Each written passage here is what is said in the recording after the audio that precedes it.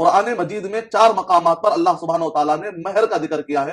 سورہ نساء سورہ نمبر 4 کی آیت نمبر 4، سورہ نساء سورہ نمبر 4 کی آیت نمبر 18 اور 19، سورہ نساء سورہ نمبر 4 کی آیت نمبر 24 کے اندر اللہ سبحانہ و تعالیٰ نے مہر کا ذکر کیا ہے.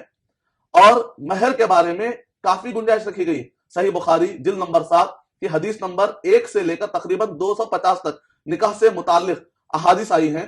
تو نبی اکرم صلی اللہ علیہ وسلم نے اسلام میں نکاح کا جو تصور اللہ سبحانہ و تعالیٰ کی طرف سے پیش کیا ہے وہ اتنا آسان ہے کہ ایک صحابی کو آپ نے یہ فرمایا کہ اگر تمہارے پاس قرآن مجید تم کو یاد ہو تو تم اسے بعد میں سکھا دو اور یہی مہر ہو جائے گا.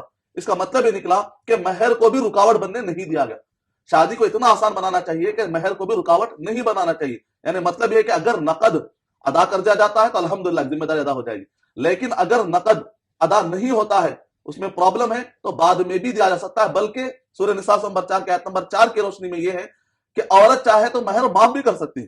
تو اس میں کوئی مسئلہ نہیں، چاہے پہلے دیا جائے چاہے بعد میں دیا. امید کہ آپ کا جواب مکمل ہو.